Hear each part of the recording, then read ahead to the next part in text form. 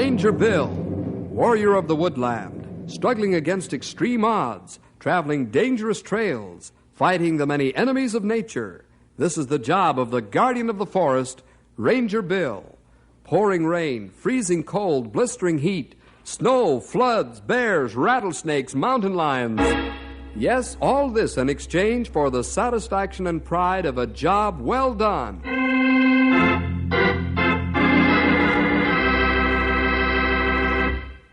Say, do you have a dog? If you do, you love him, don't you? Well, this is the story of a great dog who lived on a ranch near Knotty Pine. His name was Bim. Bim's masters were Otto Jorgensen and his two sons, Eric and Paul. Now, Bim was a very unusual dog, yet he wasn't any different from your dog in lots of ways. His love and devotion to his masters were boundless. Bim is gone now. That great dog heart is still. Those who love his memory are gathered in the lobby of the newly built Memorial Clinic for Animals. All of the rangers are there, and Bill is the master of ceremonies for the dedication of this wonderful animal hospital. Let's join the crowd as they talk together. Quite a crowd of folks gathering here. Almost fill the lobby, they do. Bim, great dog. Have many friends. Well, I didn't realize so many people knew him. Yes, Bim was quite a dog, all right. This animal hospital is a fitting memorial to him. Bill, Otto's coming this way. Oh, guess he wants me to start. Bill, will you begin the ceremony, please? Why, sure, Otto. Folks, we're gathered here today to dedicate the Bim Memorial Clinic for Animals, a building that is more than brick and steel and concrete. This hospital is a memorial to a great dog that we all loved, and whose memory we'll cherish for a long, long time. The idea for this building originated with Otto Jorgensen and his two sons. They wanted this clinic to be a living token of their love and esteem for their dog. A good deal of the money came from folks like yourselves. This hospital and clinic was built for the study and treatment of animal diseases, so that the animals may enjoy a fuller and longer life. To the memory of Bim, a great dog, and his heroic deeds, we dedicate this building with all its equipment and staff. Also, so that no other animal will have to suffer the same slow and painful death, we dedicate the scientific research that will go on inside these walls. Thank you.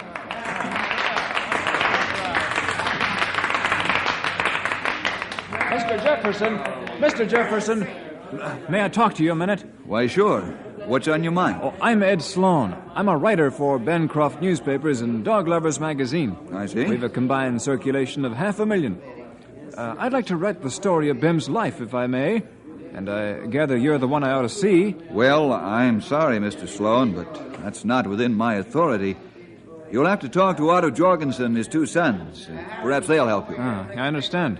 But I don't know Mr. Jorgensen. I'd be glad to introduce you. They're over on the other side of the lobby talking to some friends.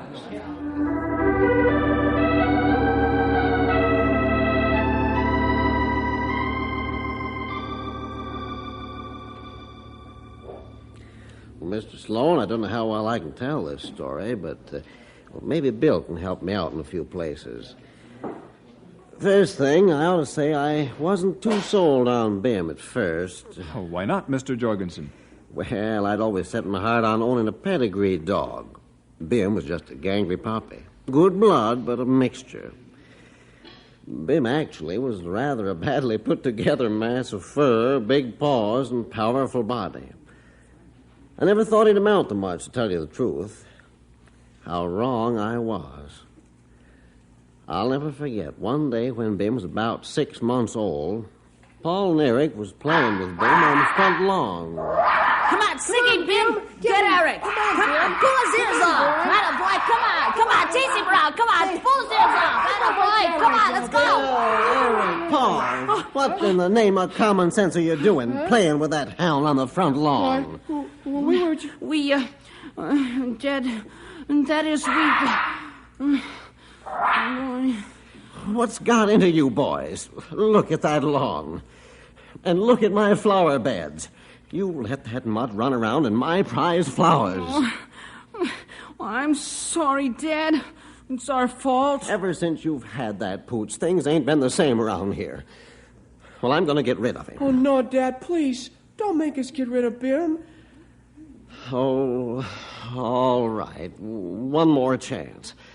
But if this happens again, out he goes, understand?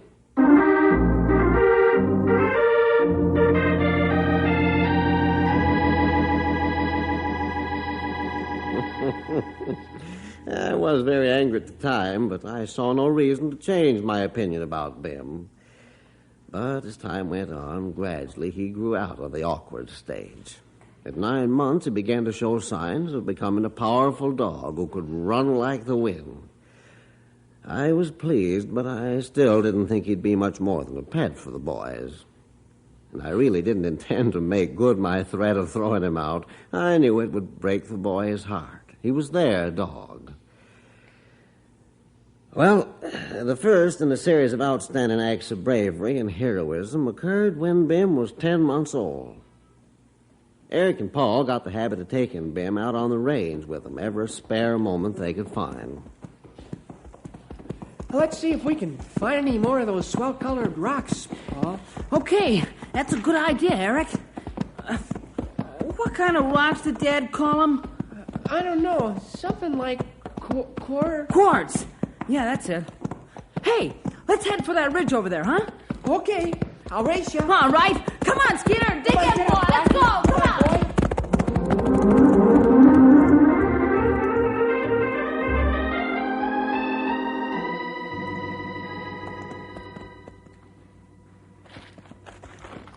Hey, what's Bim after anyway? Oh, I don't know. He's probably seen a rabbit. Hey, look at these rocks, Paul. Say, those are the nicest we've found yet. You know, Eric, the Lord sure made rocks beautiful, didn't he? And how? Hey, let's move this big rock over so we can get the smaller one out. Okay, say when. Now. That's good enough.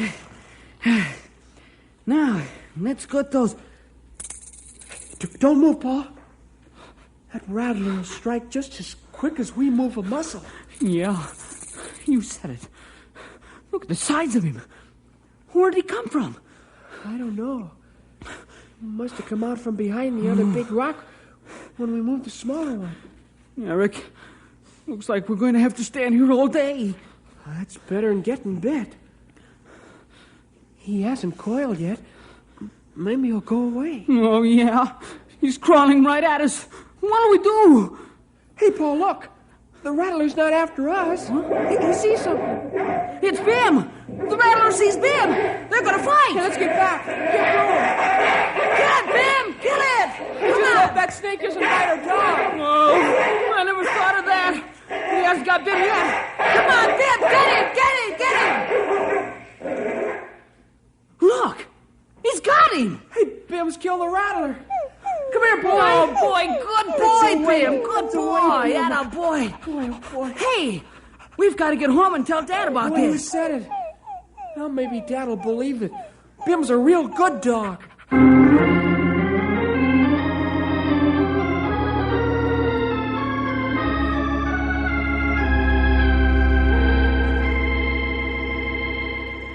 Well, when Eric and Paul came home with a big yarn about Bim killing a big rattlesnake, I didn't believe it. I just couldn't believe that Bim had the courage and fight in him to tackle and kill a live rattler. I was at the corral when the boys came in and told me this whopper. It's the truth, Dad. Bim did kill the rattler. Come on now, fellas. I wasn't born yesterday.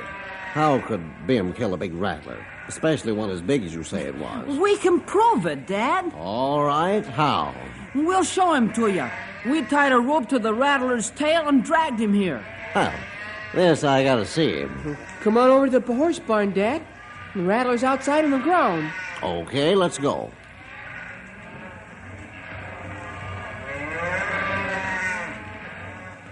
There, Dad. Take a look. Yeah. And Bim killed him all by himself.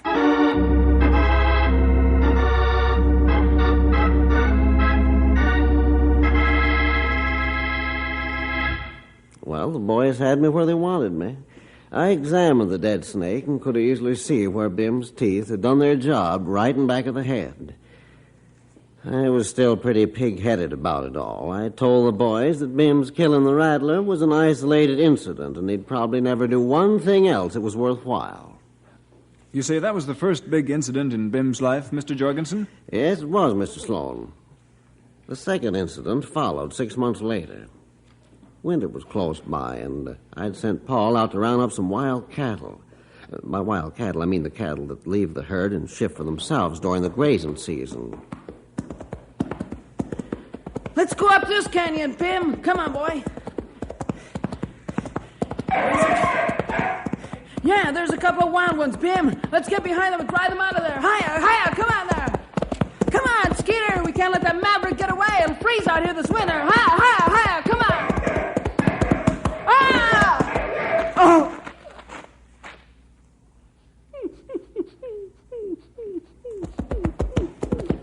Paul was out like a light. His horse, Skeeter, had stepped onto a chuck hole and thrown Paul against the canyon wall. The boy had a broken collarbone, a fractured shin bone, and he was very badly bruised and shaken up. Bim started licking his face and hands, and Paul slowly came to. He was crying from pain. Oh, shoulder. Bim, I'm hurt bad. Bim, go find Skeeter. Oh, bring him back. Find Skeeter. Bring him back, boy. Go. Bim left Paul and went after the horse. He picked up Skeeter's trail and soon caught up with him. Skeeter was over his initial scare now and was just browsing in the grass. Fortunately, the bridle straps was hanging down, and Bim took them in his teeth and obediently led the horse back to Paul. Oh, good boy, Bim. Lay down, Skeeter. Lay down, big fella. Attaboy. Thanks, Skeeter. Now, hold still, boy. While I try to crawl across the saddle. Just a little bit farther.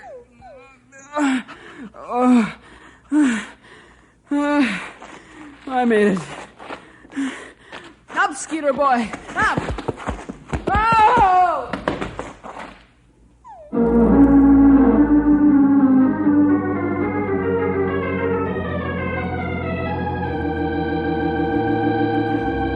In case you don't know, Mr. Sloan, it's rather a difficult job for a horse to get up with a rider on his back. And Paul was in such pain that he didn't realize he wasn't balanced properly across the saddle. So when he told Skeeter to get up, Paul fell off. Back home, Eric and I began to get worried when Paul and Bim didn't show up for supper. Got to be about 9 o'clock. Then I decided to do something.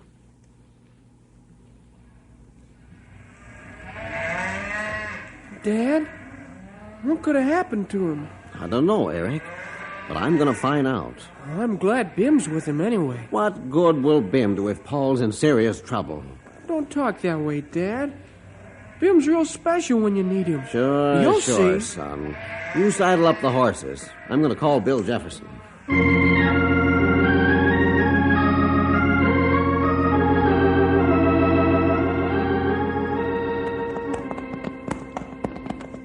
You lead the way, Otto. We'll pick up the trail when we get into the area. Okay, Bill.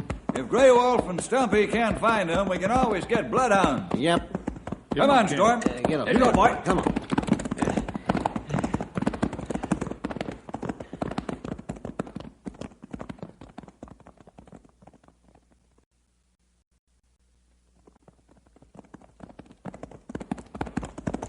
Is there enough light to see the trail, fellas? Plenty light, Bill. Oh, boy. Trail very clear. Oh, boy. Come on, Matilda. Come on, Art. Come on, boy. Come on, Storm. Let's go. Come on. Come on. Get up, boy.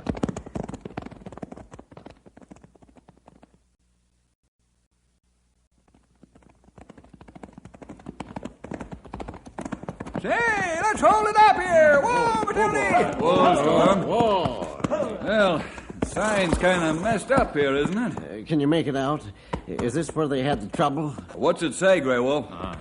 This sign say horse and dog going to small canyon ahead. This sign say cattle, maybe half dozen head, come out of canyon. That fits.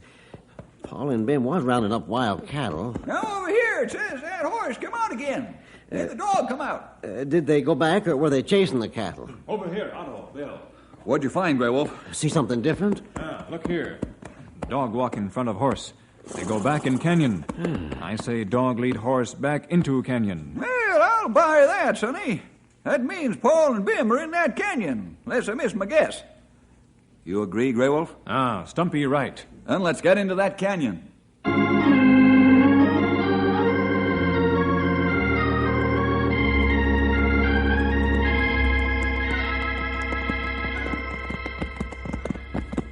Lay the light over the canyon floor, Grey Wolf. They should be close by now. That's Skeeter, fellas. Throw your light to the left. Hey, there they are! Come on, Matilda! Let's go, Storm. Get up, boy. Whoa, Matilda! Whoa, boy. Otto, look. Look at that dog. He cover Paul with his own body to keep him warm.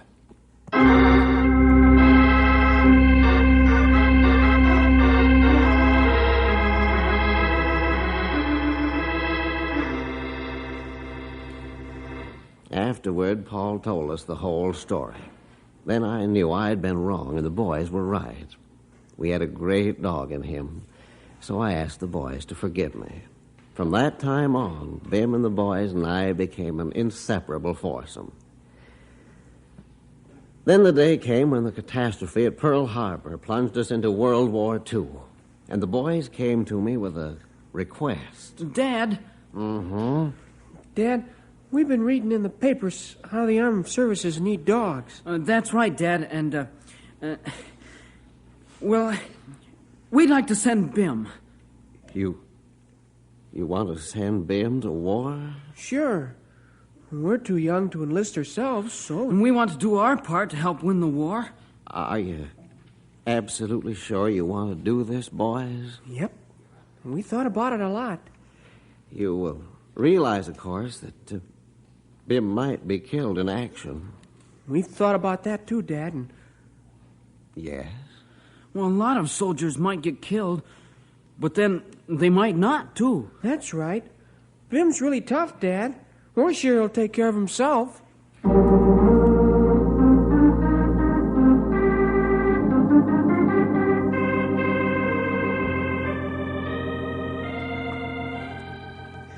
So I thought, far be it from me to dampen the patriotism of my sons.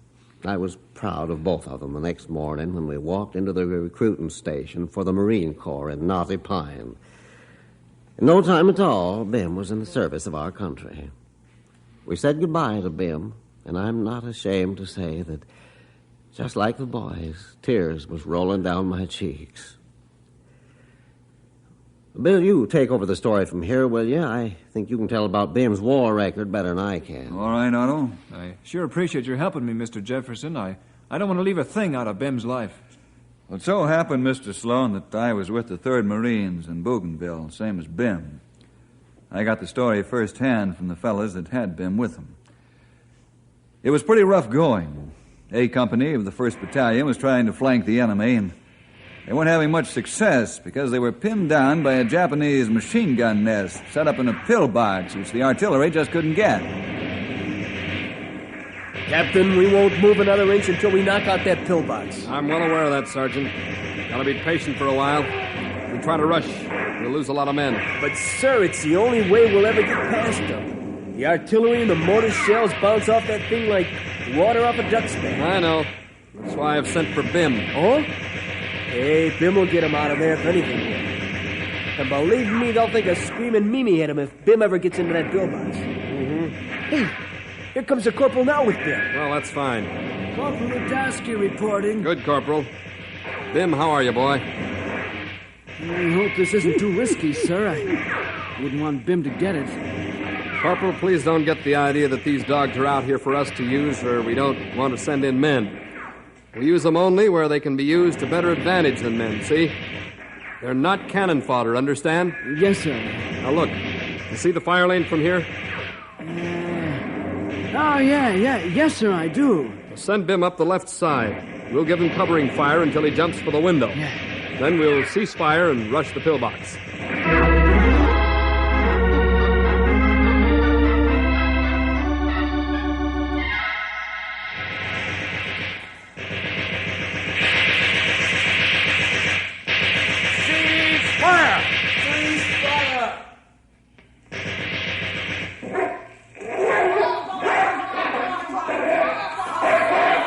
Rush that pillbox and take it! All right,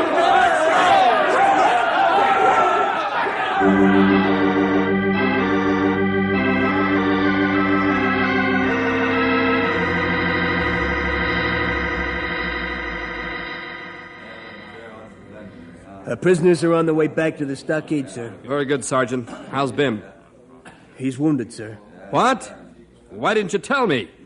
Bim comes before the prisoners, don't you know that? Take it easy, sir. The doc's looking at him now. The wound isn't bad, sir. He got knifed in the leg. Not bad. Oh, okay. It's fine. In the leg, huh? Yes, sir. We'll see that he's carried to the rear on a stretcher.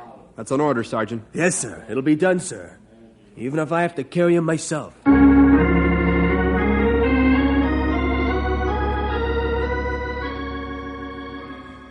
That's the story of Bim's service with the Marines. Thanks, Mr. Jefferson. Is there more, Mr. Jorgensen? Well, yes, Mr. Sloan, there is.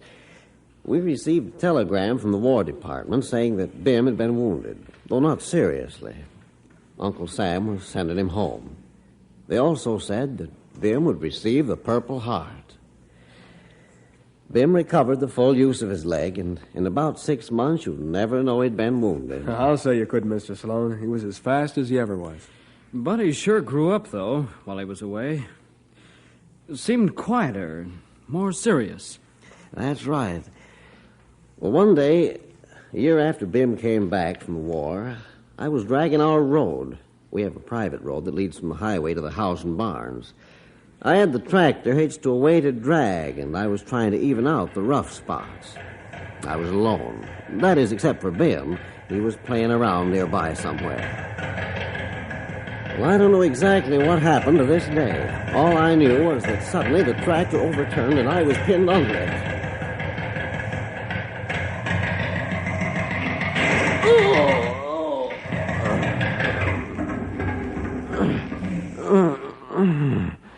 Bim, help me. Bim, dig me out of here, will you? Good boy, Bim. That's right. Under my face first, so I can breathe easier. That's right. Under my body. Now see if I can... Yeah, that's it. Good boy. I'm almost clear. That's all right. You can scratch me if you want to. That's it. I'm coming out. And you mean to tell me that your dog dug you right out from under that tractor? Yes, Mr. Sloan. Amazing as it sounds, he not only dug the ground out from under my face so I could breathe, but he dug the ground out from under my chest and body. Enough for me to crawl painfully out, broken back and all. That sounds unbelievable. All of it was in the local newspapers. What a dog he must have been. Would you care to tell me how he died? Yes. About a year ago, we noticed that Bim was beginning to fail. Not too quickly at first, but noticeably. We took him to Dr. Crawford, a veterinarian here in Knotty Pine. Dr. Crawford examined him and said that Bim had a malignant tumor. And there wasn't anything we could do to save him. Just a matter of time. It was heartbreaking to watch a dog so full of life and courage as Bim was, slowly to waste away to skin and bones. I'm sure it was a heartbreaking experience, Mr. Jorgensen. Well, we watched him this way for 3 months. Finally, the boys spoke to me about it. I'm glad they did, because I wouldn't have spoken to them if they hadn't brought up the subject first. So, in the morning, the 3 of us went to Bim's bed to take him to Dr. Crawford. It was like visiting a sick and dying friend. Eric kneeled down to awaken him. Bim. Bim. Come on, fella, wake up. He hasn't moved a muscle. You don't suppose... Let me see, Eric. Yes, boys. Bim's dead.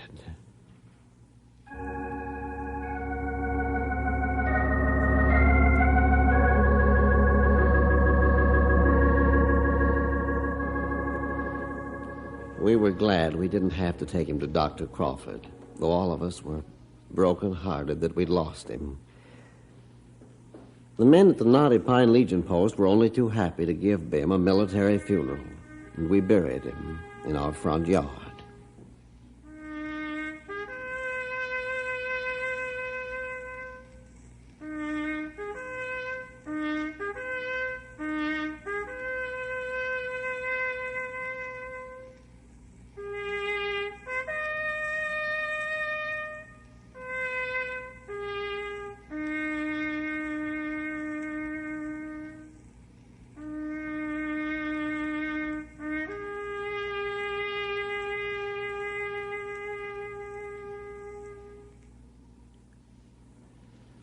I make no bones about saying that I cried like a baby.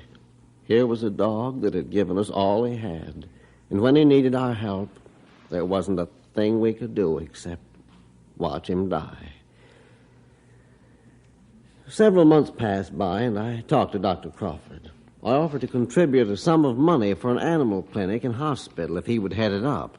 He agreed. Dr. Crawford and the local newspapers let the story out, and many, I should say a host, of Bim's friends and those who love dogs gave to the fund. The result, you see before you. Well, that's the story, Mr. Sloan. I don't know if I'll be able to do justice to this story, Mr. Jorgensen, but I'm sure going to try my best. Well, that's all we ask, Mr. Sloan. Before we leave, I'd like you to see the bronze tablet. Yes, I'd like to.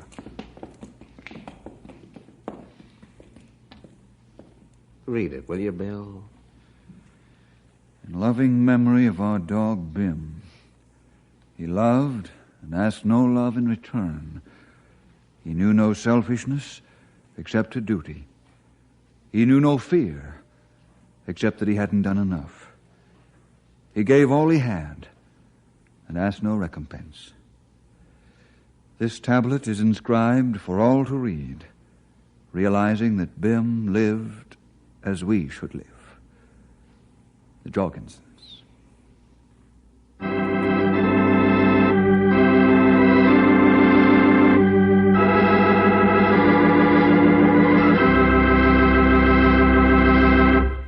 Boys and girls, the story you have heard is fictional, of course, so far as there actually being a dog named Bim is concerned. But all the incidents which have occurred in the story are true, for dogs actually performed the unusual and heroic deeds that were told to you today. Well, we'll see you next week for more adventure with